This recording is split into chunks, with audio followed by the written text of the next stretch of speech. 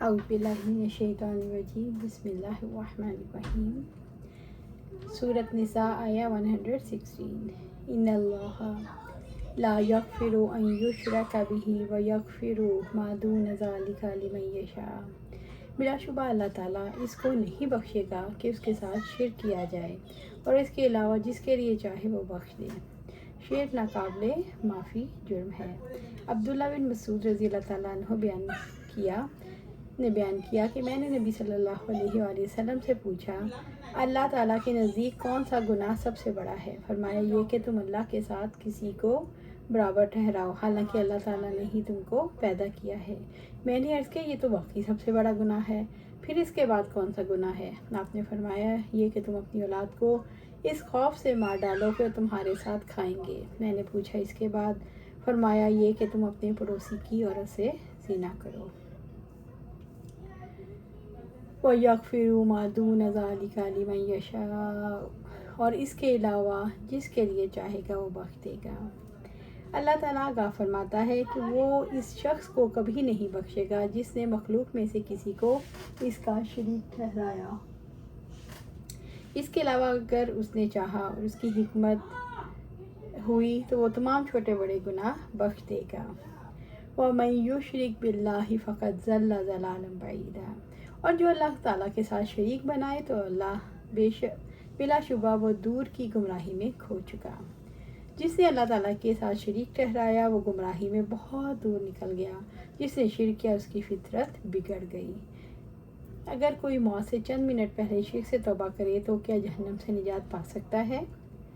جب تک حالت نزاع طاری نہیں ہوئی تو توبہ قبول ہو سکتی ہے۔ عبداللہ بن عمر سے روایت ہے کہ آپ صلی اللہ علیہ وآلہ وسلم نے فرمایا اللہ تعالیٰ بندے کی توبہ تب تک قبول کرتا ہے جب تک کہ گرگرا نہ لگے۔ اللہ تعالیٰ مشرک کو اللہ جہنم میں داخل کریں گے اگر اس نے توبہ نہ کی۔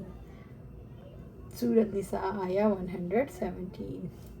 ان یدعون من دونہ الا اناثا، وہ اللہ تعالیٰ کے علاوہ نہیں پکارتے مگر عورتوں کو۔ اناثا سے بے جان چیزیں مراد ہیں پتھر مٹی۔ ملائکہ کے بارے میں وہ یہ گمان رکھتے تھے مشرکین کہ وہ اللہ کی بیٹیاں ہیں۔ مشرکانہ مذاہب کی تاریخ بتاتی ہے دیویوں کو سب سے زیادہ اہمیت حاصل رہی چین، ہندوستان، عرب، مصر، بابل اور نینوا میں۔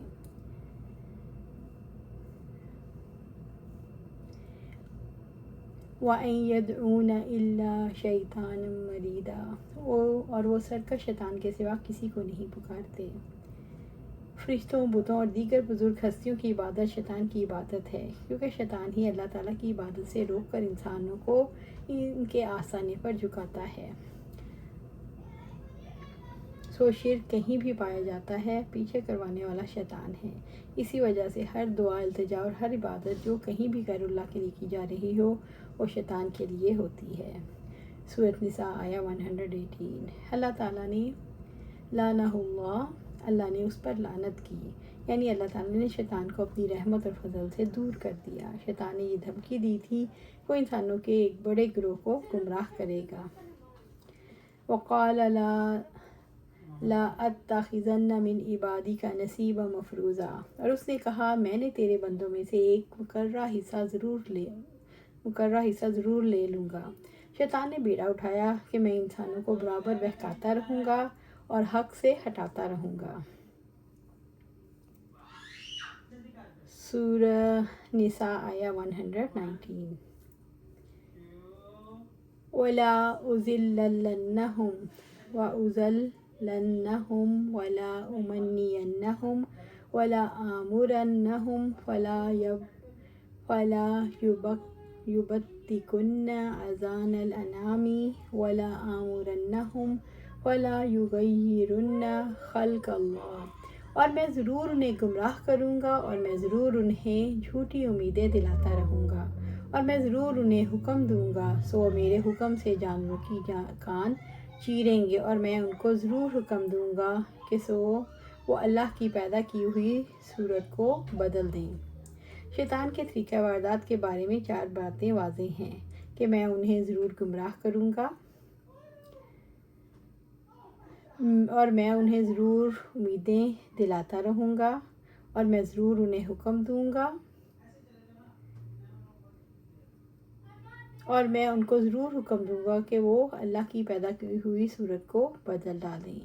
عورتوں کو بانجھ بنانا، مردوں کی نسل بندی کرنا، مردوں کا داڑھی بنوانا، سر پہ مصنوعی بال لگوانا، دانت باریک کروانا، عورتوں کو فطری فرائی سے ہٹا کر انہیں مردوں کی صف میں لا کھڑا کرنا۔ شیطان کا قول ہے، میں انہیں ضرور بہکاؤں گا۔ بہکانے سے مراد گمراہ کرنا ہے۔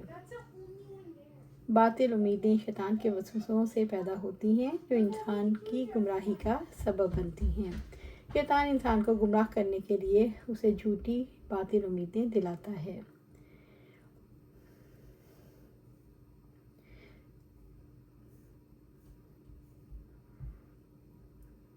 ہر بچہ فطرت پر پیدا ہوتا ہے، مگر اس کے والدین اس کو یہودی، نصرانی یا مجوسی بنا دیتے ہیں۔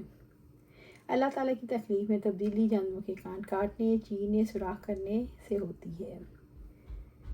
من یتخذ الشیطان ولیا من دون اللہ فقد خسر خسرانا مبینا، اور جو اللہ تعالیٰ کے علاوہ شیطان کو دوست بناتا ہے تو بلا شبہ اس نے خسارہ اٹھایا، واضح خسارہ۔